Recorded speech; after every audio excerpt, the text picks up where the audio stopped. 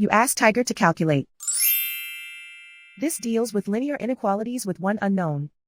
The final result is x greater than 5. Let's solve it step by step. Group all constants on the right side of the inequality. Add 6 to both sides.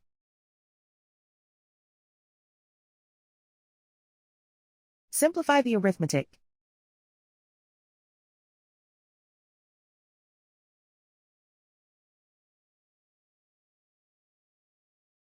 Isolate the x. Divide both sides by 9.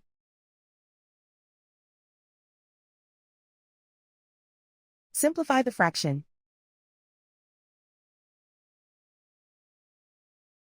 Find the greatest common factor of the numerator and denominator.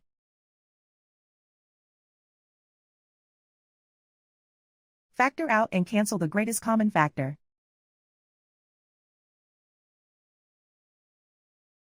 Plot the solution on a coordinate grid. And so the final result is x greater than 5.